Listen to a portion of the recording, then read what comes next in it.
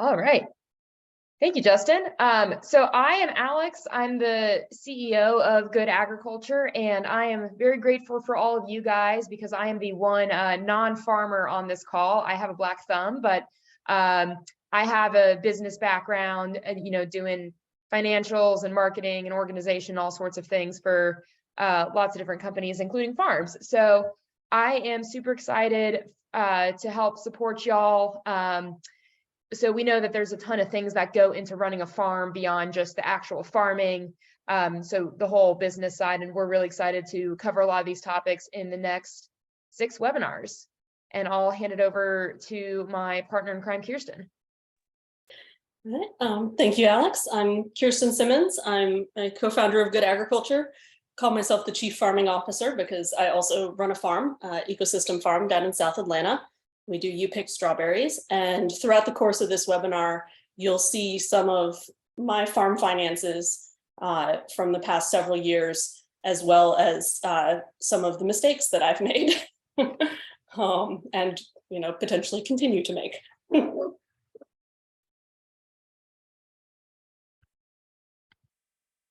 right, I think Justin was going to share a few words before we got started. Yes, awesome. Thank you so much.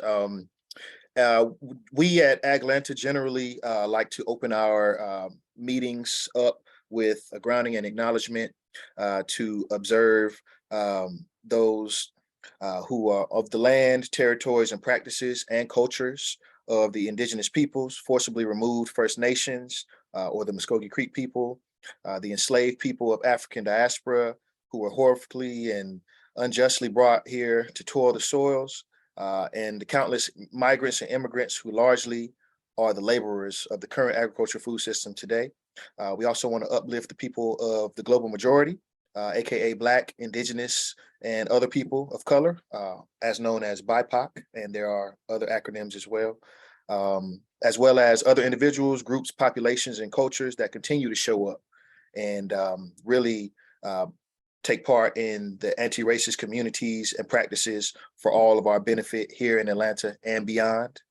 And we also want to show respect, gratitude, and support for all humankind and the living beings in the intersecting and overlapping social identities and factors such as gender, identity, caste, sexual orientation, race, class, religion, disability, physical appearance, and height. And that grounding and acknowledgement was written by our Urban Agriculture Director, J.O. Liu. And we would be remiss if we did not say, no one is free until we all are free, which is a quote by Reverend Dr. Martin Luther King. So thank you. Thank you, Justin. And before we jump into this webinar, just wanted to flag that this is the first in a series of many webinars. So if you guys like what you're hearing in this one, please follow up afterwards and sign up for the rest of them as well. And you guys can see the topics that are coming up. All right, and some ground rules. So we ask that you guys be as engaged as possible as we go throughout this. So I saw that Amina had already found the reactions button on Zoom. So for those of y'all who haven't used Zoom in a while, if you go into the upper right-hand corner where it says more, and then you click and you see a button called reactions, that'll have the hand raise function, and then thumbs up, clapping, yes, no, go faster, go slower, say something again. So please use those liberally. So Yesenia and Kirsten will help me watch the chat and the reactions while I'm presenting my screen. But if you have a question and we're not catching your raised hand, feel free to just come off mute and ask. There's a bunch of us, so we're going to use the chat function a lot. I'm going to ask a lot of questions as we go through, and if y'all can just type in answers to the chat, or feel free to come off mute and say something directly. If we don't get answers on things, I will not be afraid to cold call you. So just be prepared that might be coming. There's no such thing as a dumb question on any of these webinars. We know that these are a series of topics that are not necessarily core to the day-to-day farm work. So don't feel free to just ask whatever. And if we go through and you have specific questions or specific examples from your farm, those are often really helpful to share, especially for the aspiring farmers that joined us for this webinar. Any questions before we get started?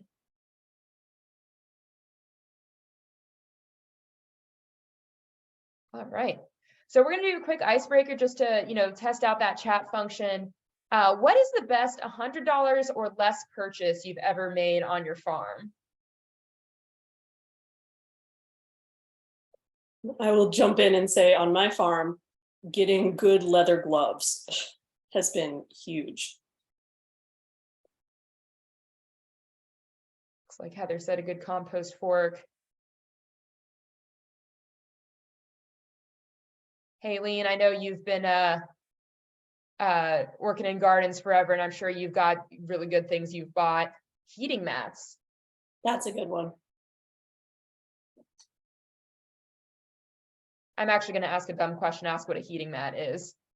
It sits under the seedlings that you're trying to germinate and helps keep the root bed at exactly the right temperature for them to germinate, which is awesome. But the issue I have with seeding mats is that there's never enough of them for the number of plants I want to start. Maybe this is why my seedlings never germinate. This is quite possible. I mean, you do keep your house cold. I need to keep my house cold. I've only killed half my seedlings this year.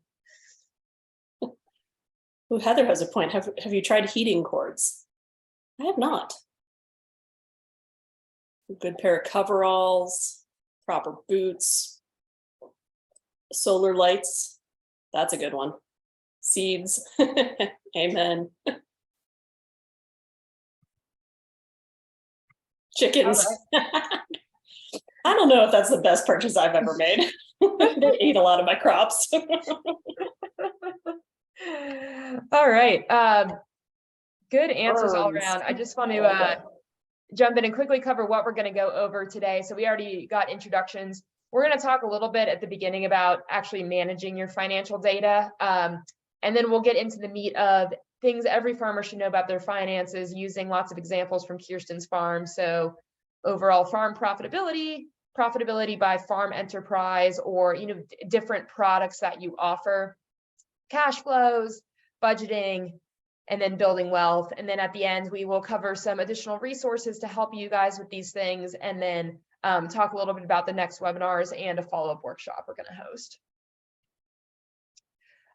So before we jump into the content, we set some goals for this session of things we want you guys to take away, but I'm also curious what your goals were coming into the session. So feel free to drop one of the numbers in the chat of like, hey, I really wanted to learn about generating family wealth, so it'd be number 3 for me, or actually I came in with a totally different purpose in mind, so I'm going to say number 6 and what that other goal was.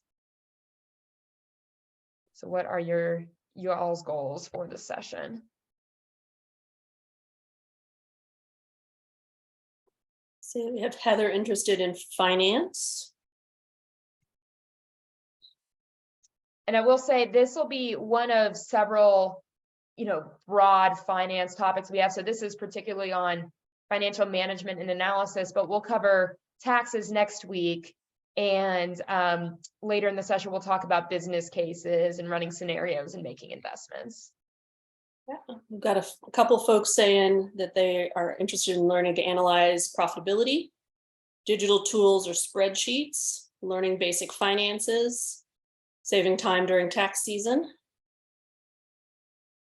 Awesome. Well, we'll definitely spend a lot of time on profitability today, because obviously that one's pretty important.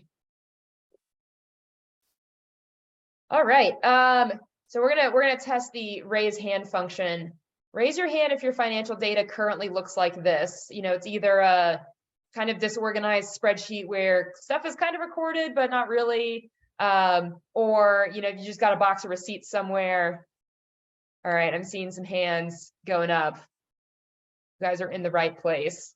All right, so we're going to start with before we dive into like, thou shalt upload everything into QuickBooks and stay on top of it every day. Like what are just some easy things that you guys do to stay a little bit organized?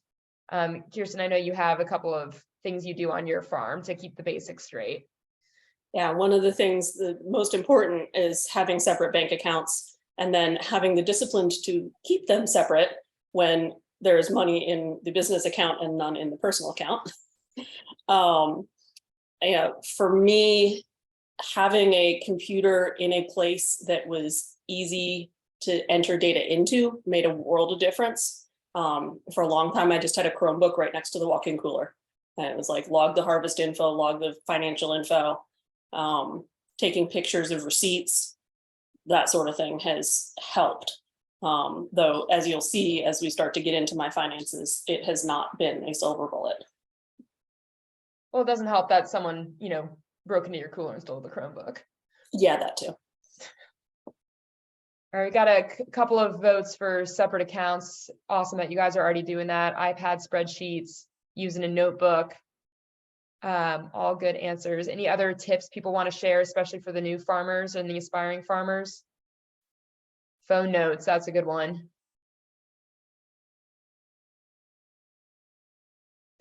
And just some other things that we want to highlight. So we covered separate accounts, but the second one is making sure you're using a bank and a credit card that have your data digitally. So that way you can just go onto the website and export all your data, and then you can mess around with it in spreadsheets and whatnot, or just, upload it into QuickBooks or another accounting software. Paper statements are kind of a pain because then that means you're going to have to like type everything in, and the chances of making a mistake are pretty high there. We also encourage just using like a simple categorization system. So instead of like the box of receipts, maybe have like a hanging folder with separate tabs for, seed receipts versus mortgage statements and other things, just to help keep that straight. We have a couple of notes in the chat about scanning receipts. That's really helpful. There are a couple of apps that can help with that.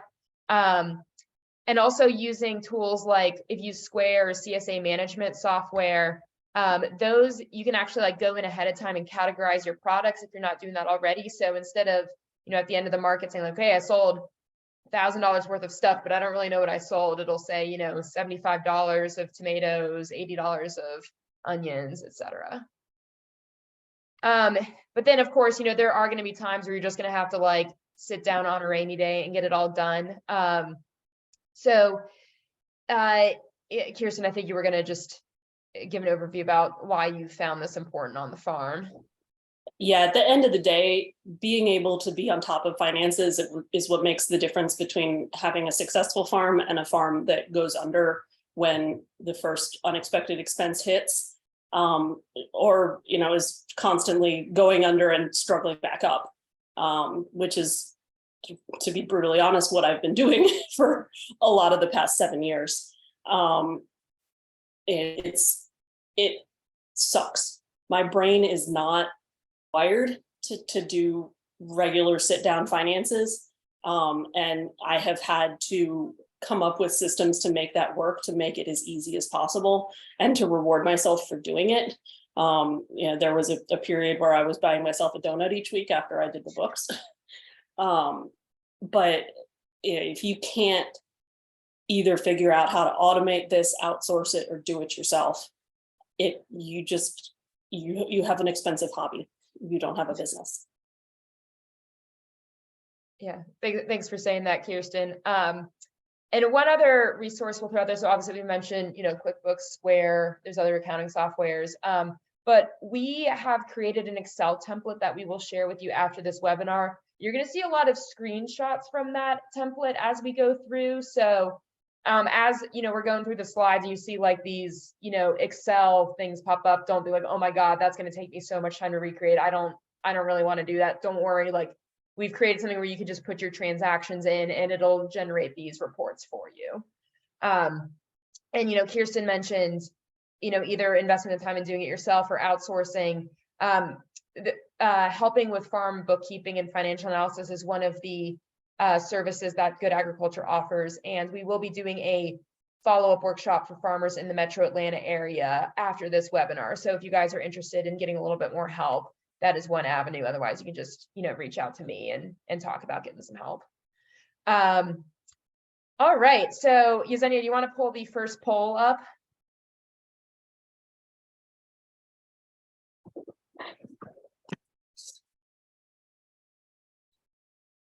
So the first poll, do you know your farm's overall profitability last year? Know it to the exact dollar, whether you made or lost money, but you don't know how much. No, but you're going to figure it out before April 15th, or, you just have no idea.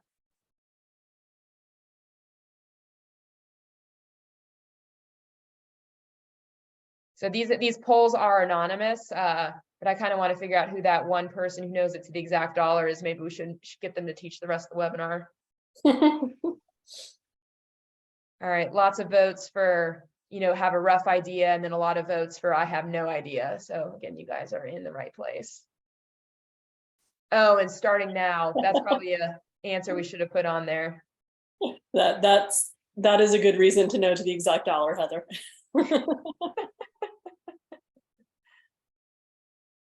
All right, any last minute votes? All right, is it possible to take oh, this is being recorded. Okay, so we'll have these answers. All right, so I think we can end the poll. Thank you guys all for answering. So, all right, I'm gonna stop sharing that. All right, how do I get out of the poll? Oh, there we go. All right, so we're like we mentioned, we're going to use some of Kirsten's farm finances as an example. These are not exact numbers, to just kind of protect what's going on Kirsten's farm. We rounded some things and all that. But Kirsten, you want to share some context about your farm that might be helpful for folks as we look at this stuff? Yeah, so my farm started in 2016 in East Atlanta and spent the first 3 years really investing back into that space, and was poised to be profitable and take a salary for the first time in 2020 when the landlords there decided they would prefer to have another farmer. So in retrospect, my business should have ended there. If you look at the finances and where I was sitting, I should have just cashed out and walked away. But I'm stubborn, and I didn't. And ended up landing on completely raw land in South Atlanta, took out an infrastructure loan to build out that space, and have pivoted to doing mostly, well, we were doing vegetables the first couple of years. As of last year, we're entirely you-pick strawberries. Yeah, so when we dive into Kirsten's number, you'll see numbers for both strawberries and kind of market garden vegetables. So first question for you guys, does this farm look profitable? So what we did here was we went through all of Kirsten's transactions. So all of her sales, all of her credit card expenses, anything coming out of her bank account, kind of added them all together and, created this analysis. What do you guys think? Does she look profitable? Yes or no? Also use the reaction buttons or the chat, whichever is easier for you guys. Yes. All right. Seeing lots of votes for yes. You're right. It does look profitable. But do you guys see anything on here that's missing?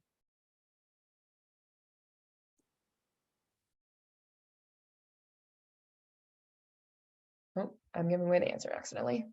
Bad click. Taxes. Yep. So Lloyd, taxes are on the bottom here.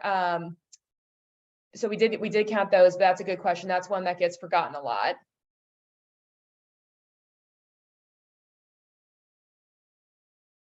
What about professional services? Okay, that's a good one. So Kirsten didn't actually have any professional services, but if she did, we would need to put those in here. Benefits, yep. And again, Kirsten's just paying contract labor, so she doesn't have any benefits, but that's a good one to check for. Owner salary, yes, Carol. So you've noticed we did not put a salary for Kirsten in here. So even if she was profitable, is $15,000 really enough for her to live on in a year? That's going to be tough. I've done it, but it's not fun. It's not ideal. Yeah. What about Kirsten's tractor cost or her fencing? So One phrase we'll see often is something called depreciation. And that's basically a fancy word for, you oftentimes have to buy big things for your farm. You don't have to buy them every year. But it's best practice to kind of like take a fraction of the cost of that thing and put it into your expenses every year so you don't forget about it. So that's missing. What about Kirsten's mileage for like driving back and forth the farmer's market and picking up supplies and all that stuff? That's missing as well as her mileage. So that's another thing that's on the loans too.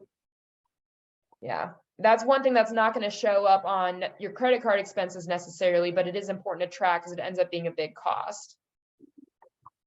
And then there's one other thing that's missing. So Kirsten was talking about a loan earlier. I know somebody knows this. What do we call the cost of having a loan?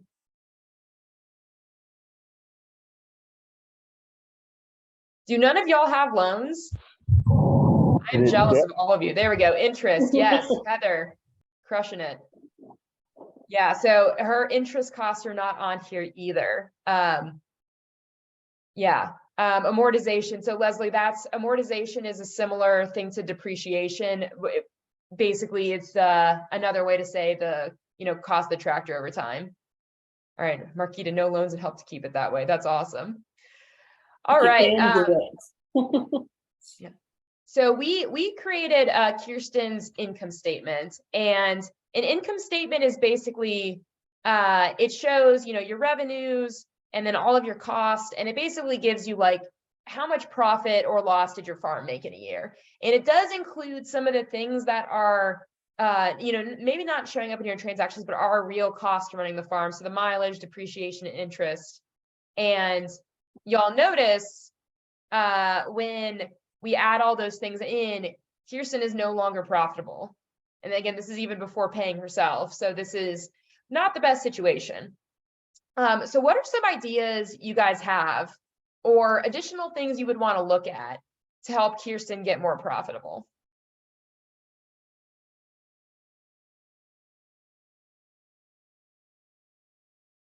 Come on, guys. Kirsten really needs your help. All right. Broderick, I see you studying the screen there. What are you thinking? NRCS equip. Oh, that's a good one. Yeah, so you notice at the top here, under revenues where it says grants and government payments, Kirsten's got a big old 0 there, even though she's doing lots of good conservation work. So she should definitely be eligible for that. Marquita, lowering the interest rate. It's a good one. Yeah. Working on that one. Yeah. As you can see, like $11,000 a year is a lot to be paying in interest. Yeah. All right. Heather says, sell new products, look at grants, both good answers, reduce repair and maintenance expenses. That's a good one. So actually, Heather, I'm going to kind of lean into your answer there about, differentiating on products. And actually, Terry, that's a good answer too, of, offering some other sources of farm revenue. So like teaching garden classes. So right now we just have this like one number for Kirsten's revenues, and we don't really know what goes into that.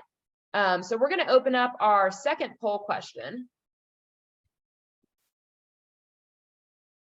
which should be, do you know how much profit how profitable each of your farm enterprises were? So like if you sell, market vegetables and value-added products, do you know how much each of those are?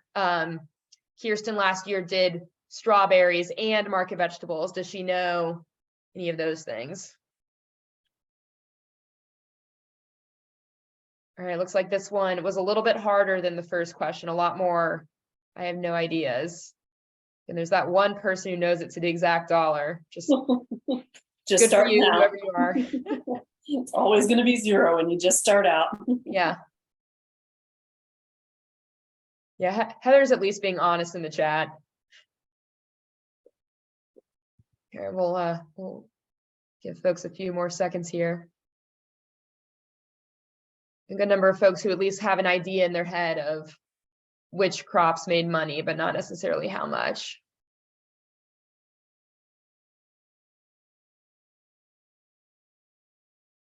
All right. Thank you guys for taking the time to answer. All right, so you guys all see the results.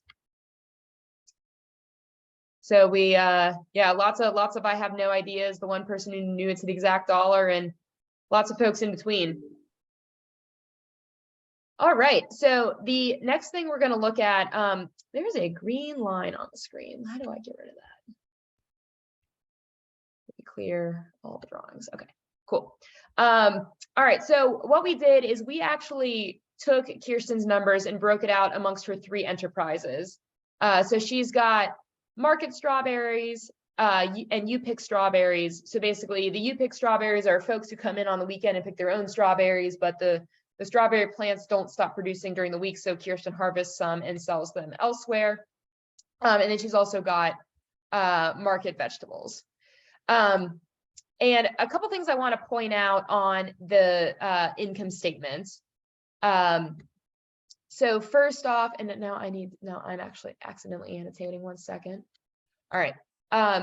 So on the income statement, we always start with revenues. That makes it easy. But then you'll notice we see the word profit on here multiple times. So gross profit is basically you take your revenue and then you take the cost, but only the cost to actually produce the thing that you're selling. So your seeds, your compost, if you've got livestock, it's your feed. And if you bought any livestock and then raise those yourself, would be the cost of the stock. Your cost for like the pint bins to sell to your customers, or if you've got livestock, again, the processing cost to turn the whole animal into cuts of meat. So really what gross profit tells you is like, hey, are these things that I'm selling like actually covering the cost to produce them? And all of Kirsten's enterprises have a positive gross profit, which is good. If you ever do this analysis and you've got something that's a negative gross profit, like you should run away screaming from whatever that is. And then we look at operating profit. So this basically says, are the things that I'm selling covering the cost of what it takes to run a farm? So in addition to like the seed and the compost, like is it covering the cost, like hire some folks to harvest them and pay my farm insurance and post a few ads so that people know where to buy my stuff. And so again, here you can see that the only thing that has a positive operating profit for Kirsten is the you pick strawberries. The market strawberries and the market garden vegetables are actually unprofitable from an operating perspective. And then net profit, this is the most important one because this is how much money you get to keep at the end. So operating profit is like how your business is doing, but then your lender gets some of that money and the government gets some of that money, and so you get what's left. And so again, you can see that only the you pick strawberries are net profitable here. And so the next question you guys might have is like, Alex, how the heck did you guys split up all these costs into these categories? Like, how did you decide that the market strawberries were going to get exactly $100.90, or sorry, $190.34 of the insurance cost? So when we're doing this analysis, there's a few different ways we can do this. And so first is you can actually just put in your transactions, what all the costs were allocated to. So this makes sense to do on like the kind of obvious things. So like if you have eggs and vegetables and you buy a hen house, the cost of the hen house is going to go towards the eggs. Like it doesn't do anything for the vegetables. If you have, like if Kirsten buys buckets for her you pick customers, then that cost is going to go against the you pick strawberries. Also makes sense to do this for kind of bigger cost where splitting out the expense is kind of helpful. So like if you buy livestock fencing, that's usually a big cost that you want to make sure is just put against the livestock. And then Kirsten here actually tracked which of her labor was going against which enterprise. So contractor 1, she hired him to harvest market garden vegetables and noted how much she paid him.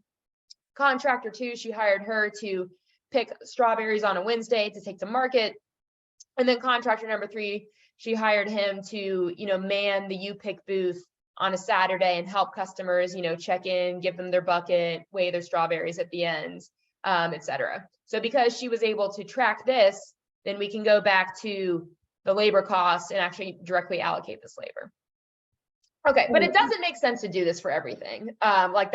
Like noting against all your transactions would just get unreasonable. So what are some other ways you can estimate? So one is to allocate by volume. This is particularly helpful on the cost of goods sold. So like if you buy compost for lots of different things, and you say, okay, I got, I had 10,000 pounds of strawberries that I put the compost on, and 75% of those 10,000 pounds was U-Pick, and then the other 25% was market. So I'm just going to put 75% of the compost costs on my U-Pick strawberries and the other 25% on the market strawberries. So that's one way to do it. And then for all those other costs, we can just allocate by revenue. So this is called the peanut butter spread method, where you just kind of spread your cost across everything. And usually it's helpful to do it by revenue. So again, if U-Pick is 53% of revenue, then it will say like, all right, it's going to get 53% of the shared costs, like vehicle mileage, insurance for the farm, software, etc. And again, you guys might be like, whoa, how are you doing this? Again, our Excel template will help with this. And there's also ways to do this in accounting softwares to kind of get a good idea of, how all the costs stack up. So, well, I can take some questions here, but then also, now that you guys have a little bit more information about Kirsten's farm, what other ideas do you have to help her get more profitable?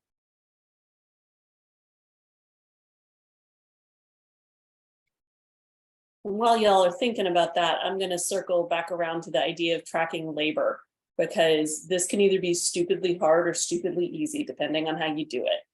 The way that you do it stupidly easy is you create your schedule and say, on Tuesday, I'm only going to do vegetable things. On Wednesday, it's all strawberries. If you do have days where your enterprises have to overlap, then you make sure that one person is handling one of those enterprises and one person's handling the other, or multiple people handling one or the other. But you don't have anybody handling both in the same day. That way, when you go back and look at who worked when, you know exactly what they were doing. Awesome. That's a great tip. Thanks for sharing, Kirsten. All right. And we're getting lots more good ideas. So teaching a course on how to grow strawberries, so like doing ebooks or maybe classes, maybe doing more marketing. So Heather noticed that your advertising costs are actually pretty low. So maybe there's something there.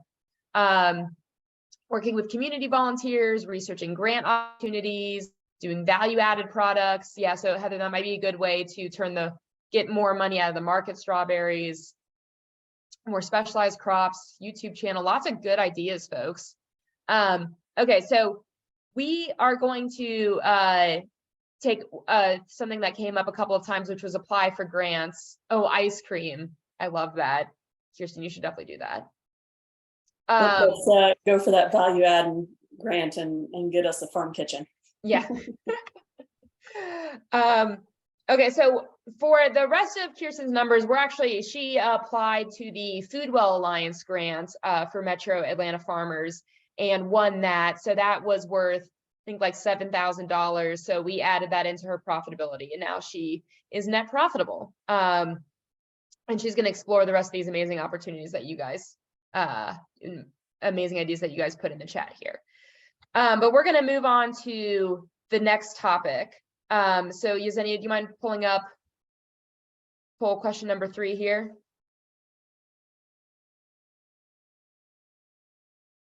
All right, so has your farm ever had to pay fees because you didn't have the cash on hand to pay a bill? And again, these are anonymous, so feel free to answer honestly, because we won't be able to see who answered what.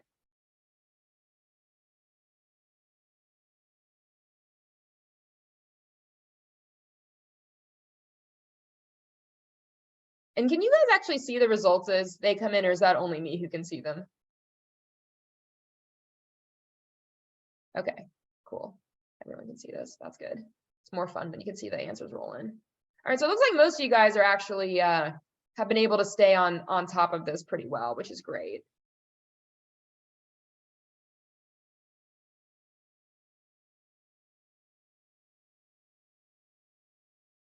I can't see the poll. Well, Heather, you didn't have a farm last year, so it's probably not applicable again. But the poll question is, has your farm ever had to pay fees because you didn't have the cash on hand to pay a bill on time? One of the good things to do at the end of a year is add up the number of times that you've had to pay a fee, because it's easy to minimize it in retrospect in your mind. It's very different to look back and be like, oh crap, I paid $700 in fees this year. Yeah. Yeah, we've worked with a few farmers where that was the case the previous year. All right, so I will go ahead and end the poll and share the results with you guys. So most of you had not had to do this, which again is great. And a few of y'all had, which is, you know, totally normal on the farm side. And we're hoping that the next thing we're going to show you will be able to help here. All right, so the next question for y'all. So this is a month-by-month view of Kirsten's profit and loss. Is she going to be able to pay her bills this year? What do you guys think? Go ahead and drop your answers in the chat.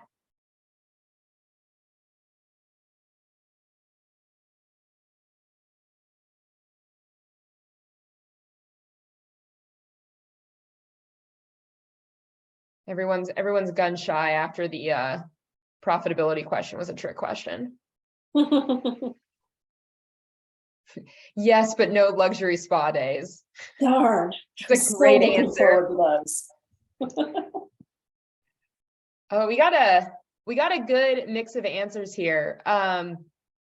So does someone who said yes or barely want to explain why they think yes? And then does someone who said no want to explain why they said no? Mark, I was just trying to calculate quickly the green versus the red. And based on my quick mathematics skills, it looked like she was on top between March to August and made a little bit more than what she lost in the other months. So just my basic math skills. Yeah, and your basic math is good because we gave Kirsten a $7,000 grant in February, so now she is like barely profitable over the course of the year. But does someone who said no want to explain why they think the answer is no? Well, I kind of did the same thing and just kind of guessed that she was in the negative. But then I started thinking about the following year and whether she would have cash flow to start the year and do whatever she needed to do from a purchasing of seeds, fertilizer, etc. perspective. Yeah. So Chandra, you actually nailed it. The reason why this is hard is because we don't know how much cash Kirsten had at the beginning of the year. So does she have enough money to cover January and February before the money starts coming in the spring and the summer? And so this is why the next tool is pretty critical, because this is like such a common thing in farms where over the winter you're losing money, over the summer you're making money, and you have to figure out like how you can kind of manage all that to be able to pay your bills as we go along. Yeah, and so Heather, you got it in the chat. This does not tell us how much money she starts with. So we're going to look at something else called a cash flow statement. So this starts with if we look at the top, cash from operations. This is kind of what we were looking at earlier. So Kirsten's net profit with her additional $7,000 grant, she's actually profitable over the course of the year, which is great. And then we actually add in her depreciation cost for, the stuff like her tractor, her fencing, because even though we count that as farm expenses, those are not actually expenses coming out of her pocket. So she gets to keep that as cash. And then inventory, this doesn't apply to Kirsten because she only has items with short shelf life. So if she's got strawberries, she's got to sell those, within a week, or they go bad. But if you guys have, like a freezer full of cuts of meat that you can't sell for a couple of months, that might be something that goes into here because that's basically cash that's tied up. And then we get into the investment side. So this year, Kirsten bought some deer fence and she bought a greenhouse. And so those are important farm investments, but that means that was cash that came out of her pocket this year. So we got to take that out.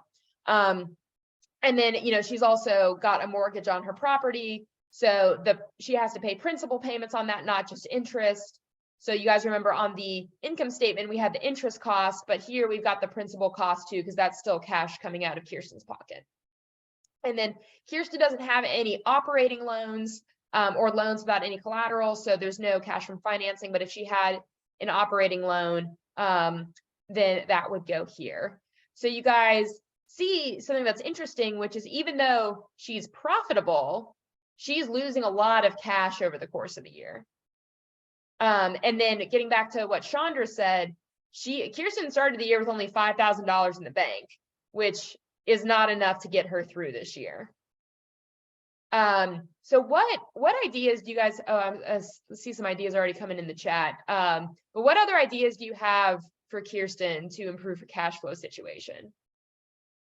So one thing I will say, Terry, NRCS Equip is amazing. They do not step in until you've been on a property for a year. So unfortunately, I was not able to use NRCS at the start of my farm to get the infrastructure in place because they went and said, this is raw land. You haven't been farming on it. Yeah, and NRCS also likes to make payments in like February or March rather than in December. So it's a great source of funds, but it's important to know that government can be a little slow sometimes and need to know when that payment's actually going to hit your account. Yeah, I'm actually using NRCS right now to try to get a well put in because I'm on city water at the moment and I have enough water pressure to run 4 lines of drip tape at any given time. But yeah, I started the application in October. I still don't know whether I've been able to, whether I'll be able to be approved to put the well in. And in the meantime, for NRCS, you have to pay usually upfront. They'll cover for certain farmers, beginning farmers, historically underserved, they will cover up to half, I believe, of the cost upfront, but you have to be able to put some money in the game. And so I actually applied to the food well grant for this year, which I'm also still waiting to hear back on, so that the food well grant can cover the cost of the well up front, then be reimbursed after NRCS makes their payment. And then it'll go into something else, probably a bathroom. Looks like Chandra has her hand raised. I can't remember what the amount was from the market garden, but if she has a breakdown of like what sold really well, she maybe could plant more and sell more of those vegetables that had a higher cost so that she can increase the revenues on the market garden side. So that's just one idea that I had. Yeah, and that's one of the things where what isn't captured in that market garden number is that I was running a CSA. So I had to have a variety of vegetables, those that were very successful and those that were not, so that I could provide that. But yeah, that's definitely, and here you start to get into breaking it down further and further and further. Yeah, and that's actually a good point that we didn't bring up when I'm going back to the earlier slide. When we first looked at this, you definitely could break down the market vegetables into, every single vegetable that you sell. And so it's just kind of your call as a farmer of, is that breakdown going to be helpful for me? Do I suspect that there are big differences in there? Or, do I think it's all kind of similar enough where this is going to give me the view that I need? And there can be some dramatic differences. Yeah. You know, I still hold that there is a huge untapped market for just basic greens in the restaurant industry. You know, the fact that Georgia Organics has their farmer champion, and the gold level is if you're buying 5% of your product from local farmers, says a huge amount about what local farmers are not providing to local restaurants. And I'm going to pull this back up because we're getting some other good ideas in the chat. Value added products. So Marquita, that's a good one. Especially because those things can be sold over the winter when you may not have fresh produce. Heather said a loan. Yeah, I mean, it's kind of a basic answer, but that's what they exist for.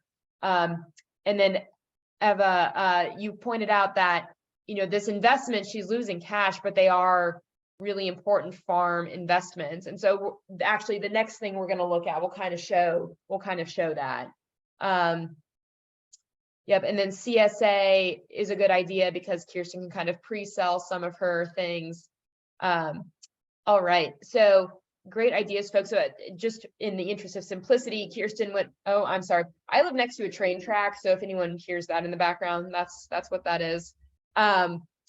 So for the purpose of simplicity, Kirsten actually, you know, we're going to say she applied for an operating loan in January. So you can see in January, the $40,000 came into her bank accounts. And then in March and April, she had to start paying back that loan. But even with that cash going back out, if you look at the very bottom row, you can see she's green. Her bank account is positive for every month. So she can stay in business. And as a farmer, the temptation is going to be to say, oh, I have $18,000 in my account. Let me invest in something else. Don't do it. Yeah, and that's one of the things this view is helpful for, because you can see in January when Kirsten bought her deer fence, that was like a huge cash crunch for her. And while deer fence was probably necessary, if Kirsten didn't want to come in February and then also buy like a fancy new tractor, then, you know, she only had $4,000 left in her bank account at the end of the month. So that would have been a tough situation.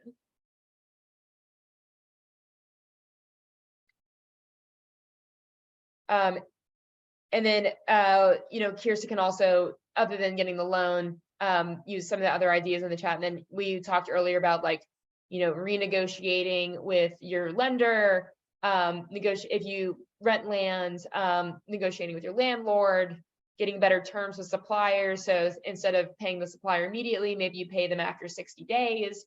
All of those things can help with a cash flow situation. But it's important to kind of just, you know where you are to start with. Yeah. I mean, there was a period where I would take delivery of something that I was planning on reselling and then pay out on the Monday or Tuesday when that money hit my account. It works great until it doesn't. Yeah, there's lots of ways to figure out this situation, but you do need to know where you are. All right, so you guys might be saying, okay, guys, this is not very useful because we're looking at Kirsten's data from last year, and clearly she did manage to stay in business, but like, how about this year? So Yesenia, do you mind pulling up the fourth poll question? Okay, so do you have a budget for this year? And does that budget cover everything on your farm business or just some parts of it? Or do you not have a budget, but like, hey, I've been in business for a while, I think it's gonna be about the same, or I don't have a budget. Also, we're, you know, making some big changes. Either I'm starting the farm, or, you know, we're growing or raising different things, or we're doing value-added products for the first time, and we haven't really thought about what the budget is gonna be. Looks like we've got one person who has a full budget. I wonder if this is the same person who knows their profitability to the dollar. But a lot of you guys do have at least a partial budget, which is great.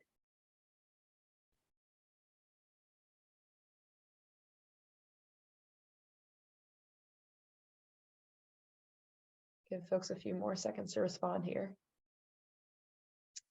Pretty even division on the answers. Looks like slightly more than half of you don't have a budget.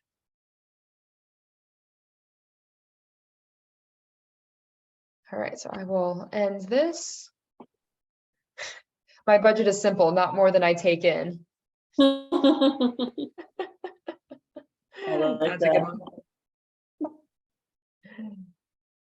All right. Okay, so Kirsten, since she was in business last year, you know, coming up with the budget for next year was, you know, not that bad. So first off, like, raise your hand if you think inflation is going to make your costs a little higher than they were last year. That should be everybody. There we go. Kirsten's got her hand up. Yep, they've got some hands up. Good. So what Kirsten did was she took all of her costs from last year and she just added 10% to all of her costs. And then on the revenue side, she did say, like, okay, I think I can raise my prices by 5%, but I don't want to raise them more than that, you know, just to be nice to my customers. And then she's like, okay, well, clearly market garden vegetables weren't very profitable last year, so I'm gonna raise rabbits instead. And so all of this looks good, right? Like, looks like she's going to be profitable overall. The rabbits themselves are profitable. And it's not till you ask Kirsten, like, hey, Kirsten, like $8,000 on rabbits, like that's a lot. What, how did you come up with $80,000? And then, you know, she might say, oh yeah, I'm going to raise, you know, like 500 rabbits, or sorry, how many rabbits was this? I don't remember the math, but I'm going to raise a bunch of rabbits and I'm going to sell the meat for $20 a pound. And so, you know, my $4,000 of rabbit meat turns into $80,000, like amazing.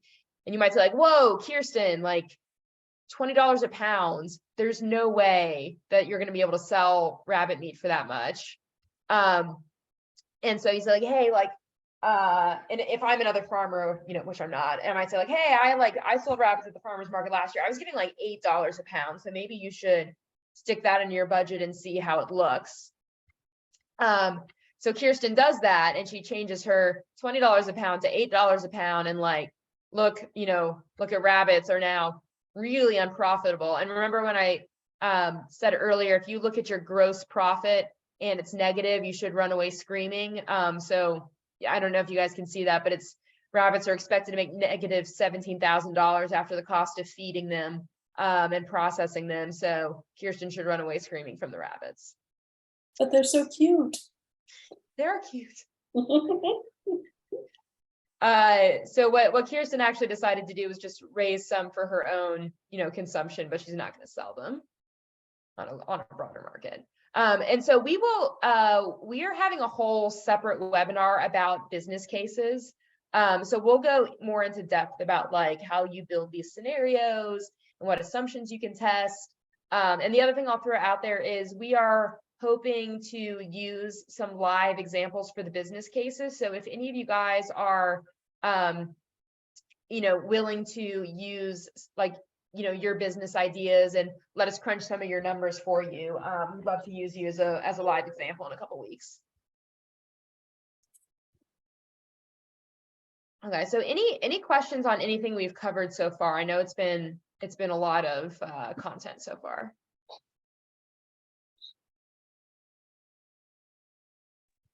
I have a question. This is Victoria. Yeah. So if we're looking at this statement right here, so she had to reduce the profit from the rabbit's meat, selling rabbit meat, but I don't see anything on here where she's selling the rabbit poop as compost, and that's a very profitable. So could that kind of balance this off a little bit?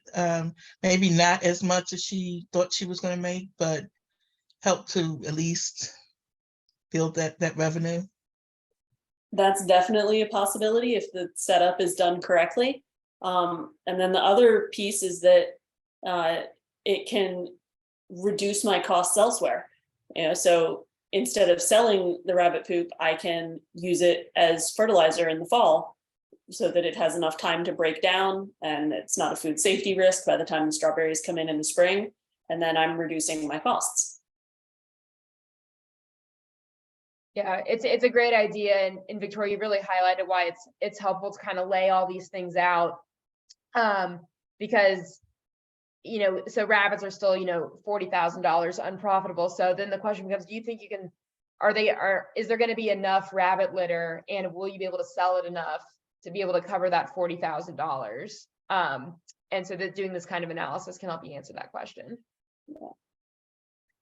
So then it doesn't. Oh, go ahead, Victoria. Sorry. I'm sorry. I'm sorry. I was just going to follow up with that, the analysis part, right? Because for me, that's like one of my biggest hangup is how do I analyze the idea, the profitability of the idea, to know that it's something that should be implemented. How do I know that the rabbit poop, I mean, because it kind of goes into, you have to market it, right? You have to find out who would you sell it to if you're selling it.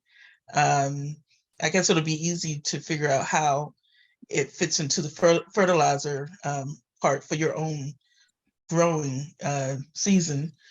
But yeah, it's the analyzing part that kind of gets me. Yeah, so I'll give the quick answer, and then just know that the whole business cases webinar is going to be just on this topic because it is complicated. But really what you want to do when you're trying to make a decision, like, are rabbits, including the compost, is that going to be profitable for me or not?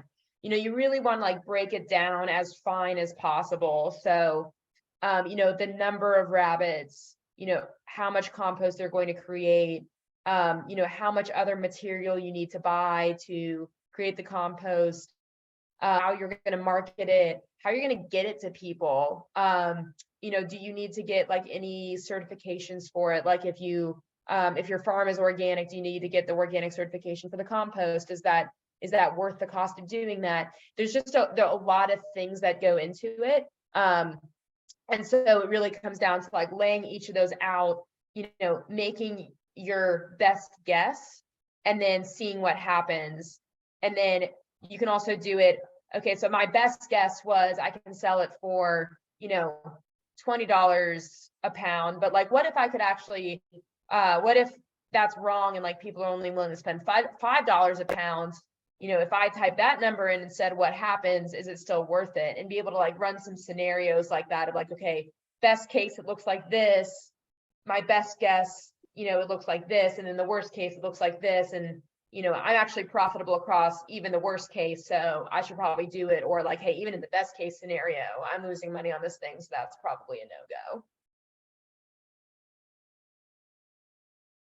Did that answer the question at all?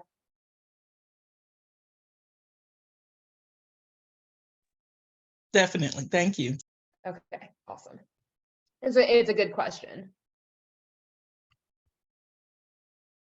All right. And then so you guys might ask like, okay, well, this was easy because Kirsten was able to just take last year's numbers, but like, what if I'm new, or what if I'm, doing something that's like completely new for me? Like, where do I get these numbers from? So a couple of other sources here. So one, you can actually just like go to suppliers and ask for quotes. Like, hey, I'm thinking about starting, a egg laying business on my farm. Like, how much is it going to cost to get layers? How much is it going to cost to buy a hen house? And like, they'll send you quotes and you can use those numbers. You can ask other farmers, right? There's probably lots of folks on this call who are doing some of the same stuff. And then there's other resources. So at least in the Atlanta metro area, there's the Foodwell Alliance and Georgia Organics that have some resources around farmer business cases. University Extension often publishes a lot of stuff. Google has some information out there. Kirsten has a caveat about those. And then, we at Good Agriculture can help with this as well, because we, just have like some data that we've seen from other farmers that we work with. Yeah.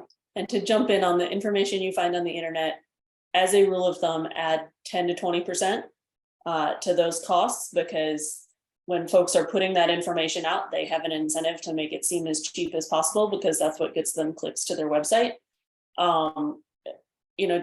try to double check, get things that you can cross-reference. If you're seeing it on multiple sites, then it's much more likely to be accurate.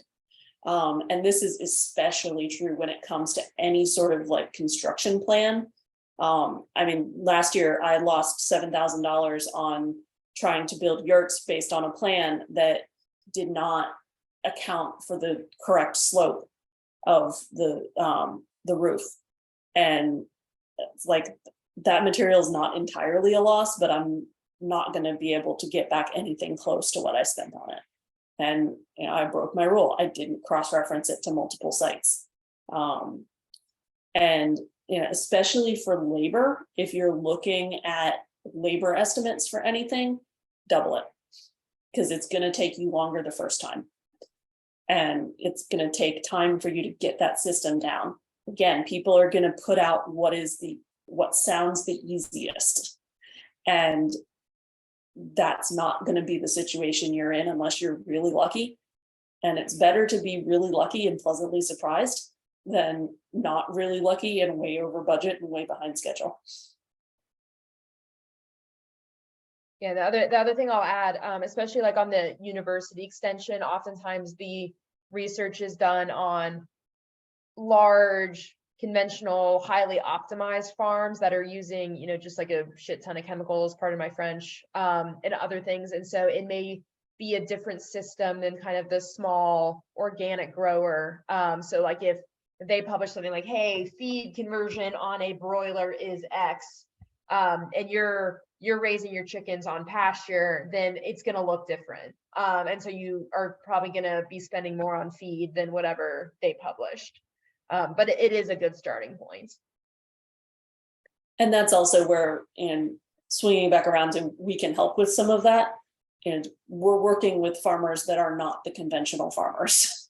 So we have a different sort of set point for some of that, in terms of knowing where to find those numbers and having our own farmers that we can pull from and say, hey, what's your feed conversion look like? Do folks have any other thoughts of like where, they get their information from that might be helpful resources for other folks? Feel free to drop them into the chat. How about chat AI? Did I say that right? Oh, Chat. that's a good, I hadn't thought about that. Chat GPT as a Thank you. open research. Yeah, I haven't ever tried that. Although I've seen so I used to like build AI products in my last job, and the answers it gives, so it can like make stuff up sometimes. So for example, if you ask it to like cite a scientific paper, it will, and it might say like, oh yeah, this thing as cited in like Edquist 2018.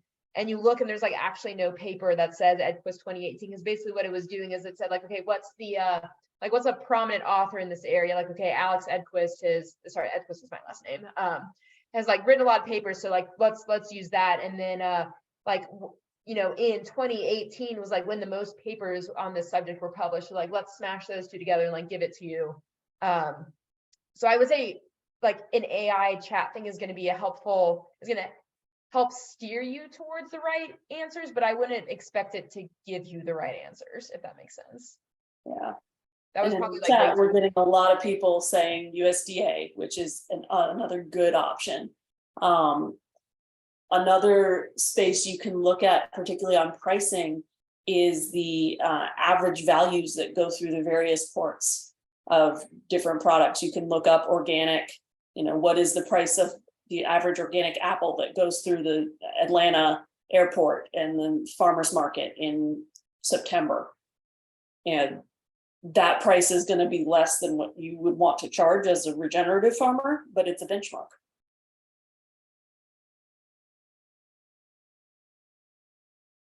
Awesome. Good ideas, everyone. All right, so our last poll question. Does any mind pulling it up?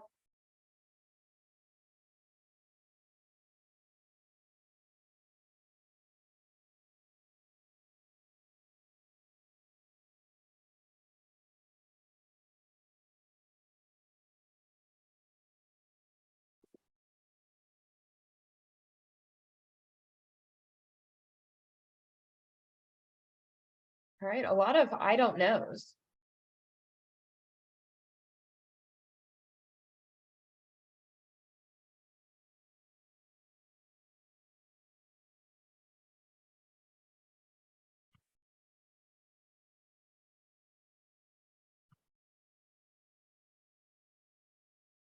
All right, this looks like a majority of folks are not sure on this one. Getting some more poll errors. Sorry about the technical difficulties, guys. Thanks for sharing answers in the chat. So a couple of yeses, a couple of no's, and a lot of I don't knows. All right. And everyone see the results. That's kind of where we ended up. So the last tool we're going to look at will actually help answer this question. So this is called a balance sheet. And this basically, if the income statement is like, how much you're getting paid, every couple of weeks or every month, and the cash flow statement tells you like when you're getting paid, the balance sheet tells you like how much money do you actually have in the bank. And so not just literally your bank account, but just kind of the value of everything that's on your farm. And so when Eva said earlier that Kirsten's making these investments into fencing and a greenhouse, and those are like good things, even though they hurt her cash flow. Well, the balance sheet is actually where we see those kinds of things pop up. So there's kind of two broad categories. So the first is assets, and assets are basically just good things. So money in the bank account, crops in the ground, livestock you're raising, equipment, and then actually the value of any farmland that you own. All of those things are assets. And so you might notice there's three categories. There's current, intermediate, and long-term. So current assets, this is basically anything that you could turn into cash in the next 12 months. So obviously your cash, that's what's in your bank account that you could just use today. But then, Kirsten's got growing crops in the ground now that strawberry planting season has started. And so she expects within 12 months, those crops in the ground are going to be worth $50,000. So her current assets are, in the 63,000 range. And then her intermediate assets, so Kirsten doesn't raise livestock, so she doesn't have any of that, but she does have equipment and vehicles that if she needed to sell, she could. And intermediate assets are basically anything in the kind of like 1 to 10 year range. And then long-term assets, so this is, really just the farm and the buildings that are on it. So Kirsten does own her farm, or has a loan to buy her farm, and so we put that there, and so you can see her total assets are $200,000 ish. And then the other side, we've got her liabilities. So basically, this is money that Kirsten will owe somebody at some point. And so under current liabilities, these are things she's going to owe in the next 12 months. So these are all her loans payable. So remember, she has an equipment loan for her tractor. She got that operating loan. We were looking at her cash flow. So she's going to have to pay most of that back in the next 12 months. She has to pay part of her mortgage. She's got to pay taxes. And so she expects she's going to have to pay various people, various things to the tune of $42,000. And then kind of in the longer term, this is the rest of her loans.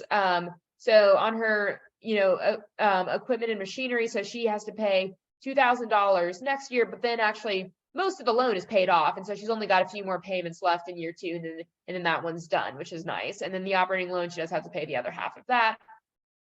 And then long-term, she's got her farm mortgage.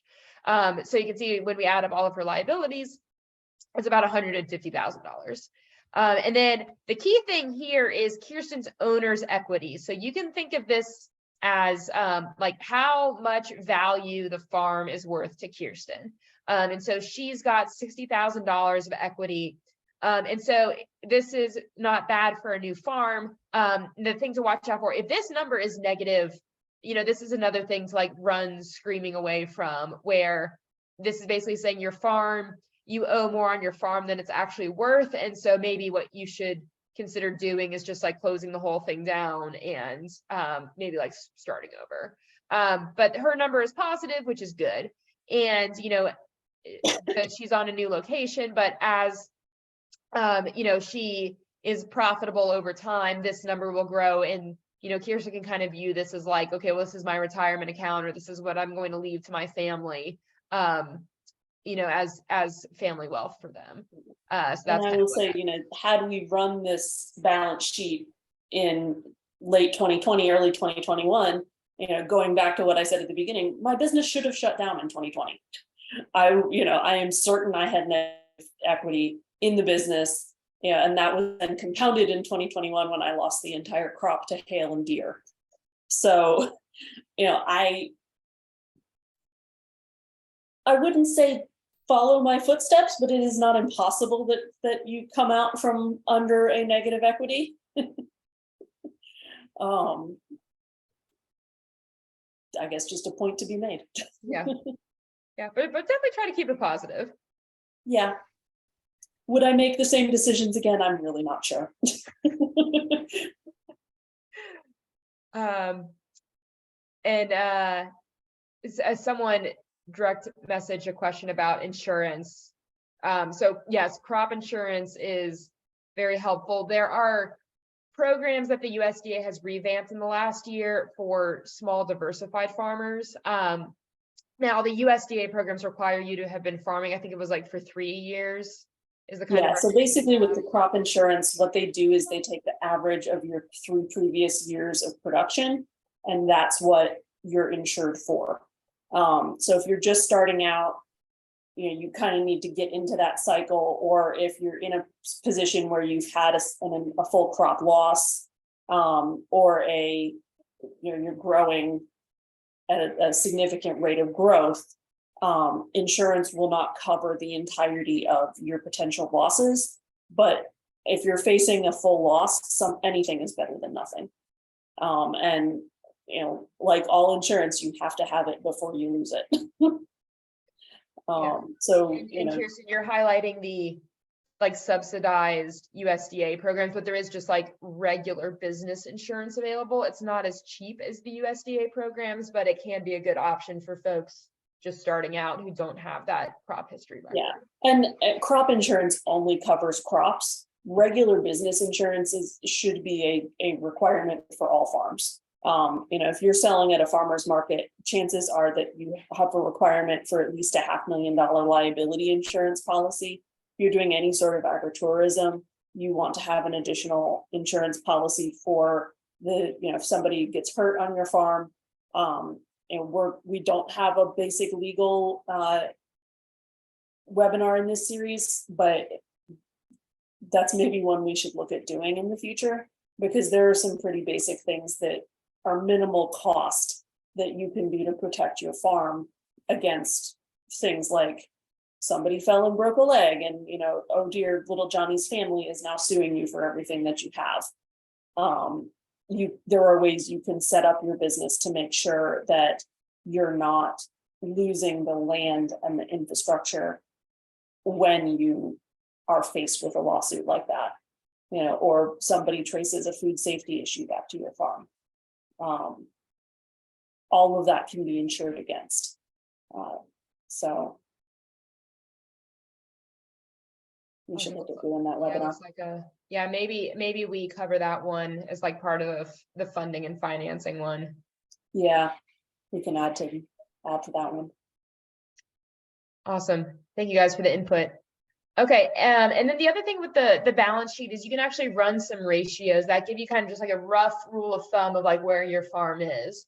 And one thing to highlight here is vulnerable does not mean bad. It's actually very normal, as Kirsten is here for, a new farm and a new situation to kind of be in that range, because you have to take out debt to get the farm started, and, things happen and you're recovering from them.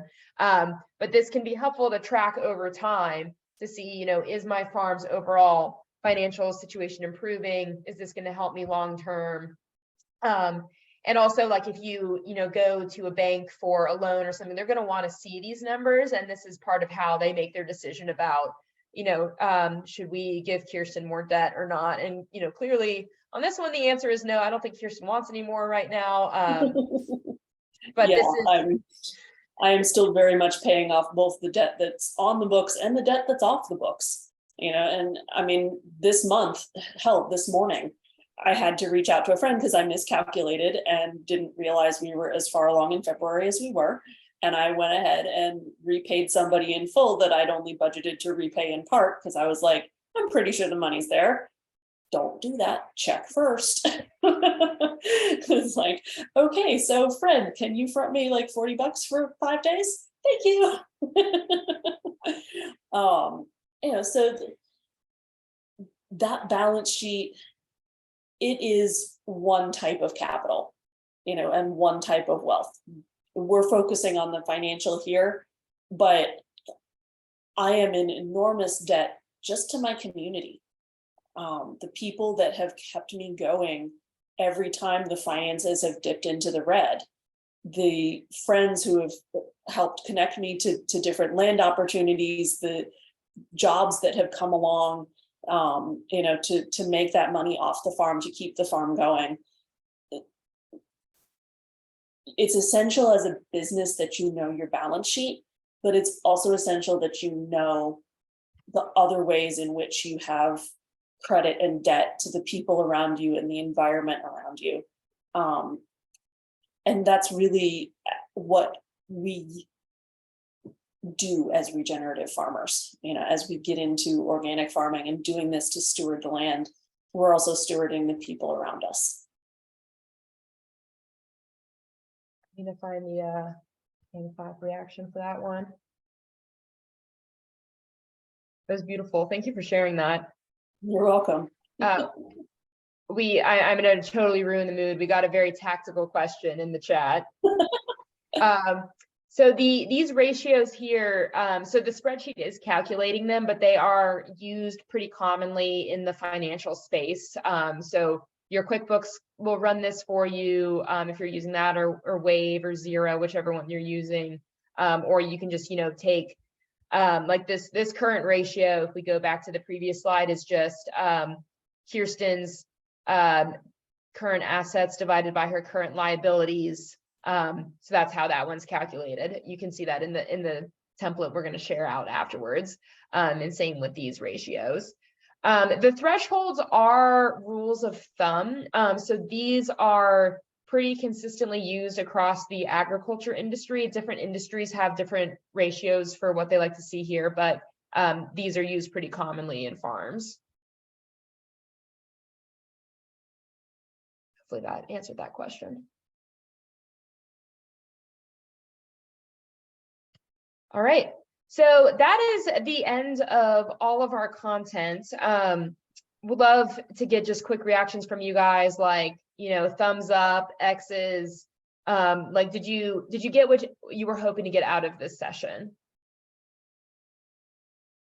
All right, so Leslie's got a hand up. Leslie, do you have a question?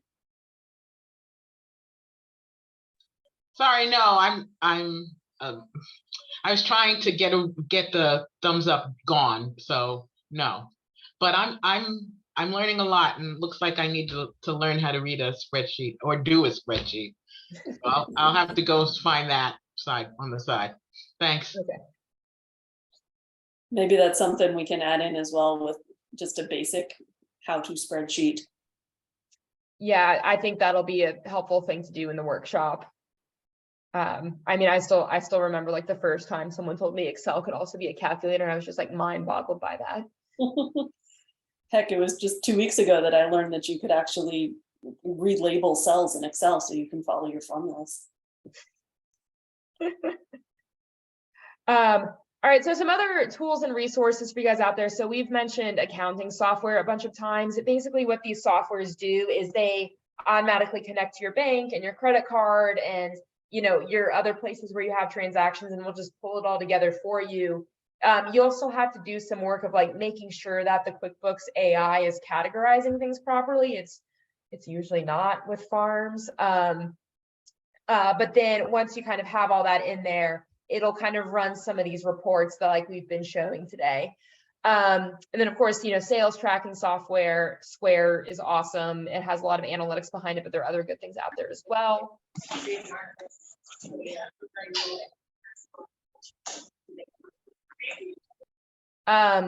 And then some farm management software also has financial tracking in it. So in particularly FarmBright will do some of the functionality that like a QuickBooks would. And it also connects to your other farm data that you've put in there. So that can be really helpful. Like we mentioned, we will share out this Excel template that has instructions on it. We'll cover more on how to use it in the workshop. And then there are some good templates out there. The Veggie Compass ones are probably the best that we've seen. They also have templates for livestock, which are helpful. And then, lots of different folks in various extensions at various universities have posted like different calculators for different enterprises, which can be helpful. And then of course, if any of this is like, whoa, this is overwhelming, or like, I'm not going to have time to do all this, it can be helpful to invest in hiring a bookkeeper. We do that. And we also, help with the financial analysis and not just the transactions and the categorization, but also like, what does it mean for you as a farmer? And yes, we do work outside of Georgia. So we are pretty much everywhere in the US. If you are in like Sweden or Colombia, we're going to have a little bit tougher time making sure we can help with like the taxes and stuff. But yeah, anywhere in the US we can handle.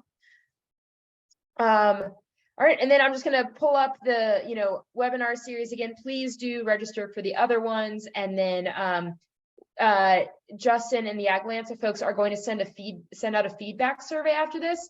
Please fill that out. Also, if you want to, we've mentioned this follow-on workshop a couple of times. So if you are in the 11 county metro area, I don't remember which 11 counties it is, but Justin would be able to tell you. And you are interested in doing a follow-on workshop where we actually like help you take your farm data and create these things and like start coming up with ideas of like how you can improve your numbers. That's what we're going to do. We have one-on-ones available both before and after the workshop. So if you want help like pulling your data together, feel free to reach out. We can help you with that. And then if you want help after the workshop to like take a closer look at your particular numbers, we have that available as well. And so if you want to sign up for one of those, please just email me with some times you're available. And it looks like we've got a question from Shakti.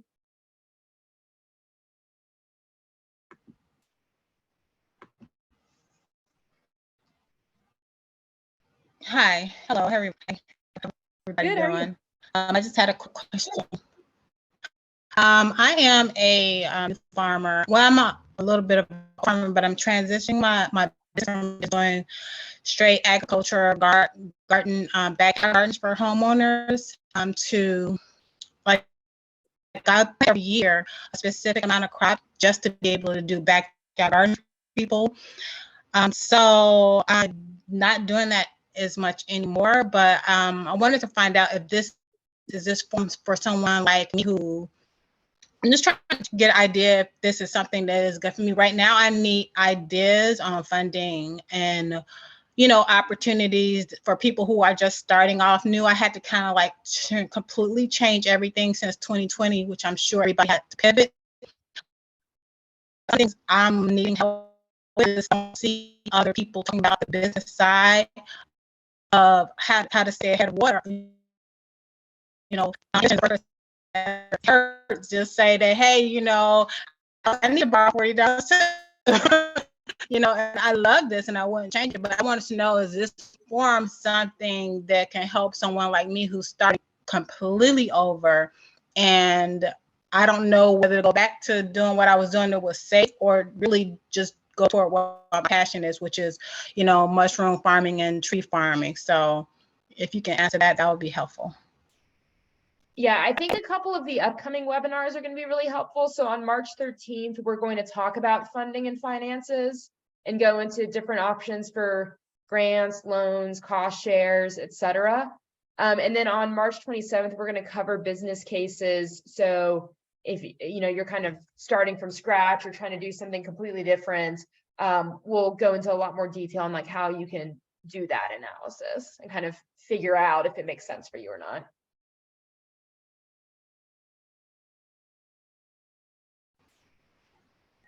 Okay, thank you.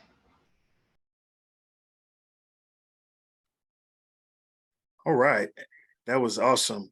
And as Alex mentioned, the one-on-one and workshop series is for the Atlanta metro area producers. And Yesenia has put those counties in the chat here. Again, please feel free to reach out to Alex and Good Agriculture with any additional questions. Our AgLanta Grown and East Point Grown funding is primarily for those target areas and that footprint, but we definitely want everybody to take advantage of the resources. And she also mentioned there's a survey following this webinar. It's distributed automatically by Zoom. So once we end this webinar, there will be a survey that will come up for everyone. Please fill out this survey so we can get your answers or feedback. And then also those who are interested in partaking in the webinars, we'll get your information for there.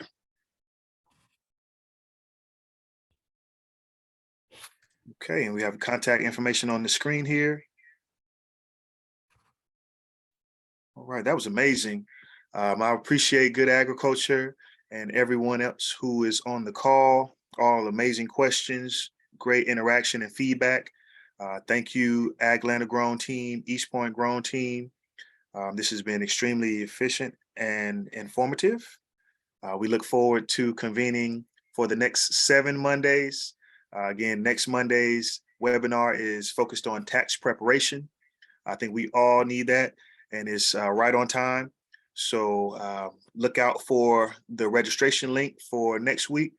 We're going to put these registration links out one by one so that it's not confusing, and we make sure everybody's registered for the proper webinar. But please stay tuned to AgLanta Grown on Instagram at AgLanta Grown, AgLanta, as well as East Point Grown's website and Good Agriculture as well will have promotional material. All right, any additional questions, feedback?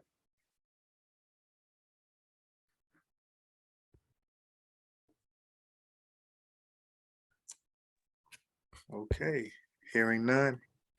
All right, thank you all for joining. Thank you. Thank you. You have a Oh, good night. the seed exchange is this weekend. Don't click nothing. Just Oh, boom. sit in. There we go. The seed exchange is this weekend. If anybody wants to be there, it's Sunday from 1 to 3 p.m. That put on by the Wild Center. I put it in the chat. Okay, this is a seed exchange in Atlanta at the Wild Center. Yes. Information is in the chat here. Yes, it is. It's Thank you so much, Sunday Ms. from Sarah. 1 to 3 p.m. Okay, and that's the 26th, Sunday. It's on the Sunday. 26th. It's at 450 East Lake Drive. It's in the chat, but especially for new farmers who want to meet more farmers or people who grow, it's a good camaraderie thing to do.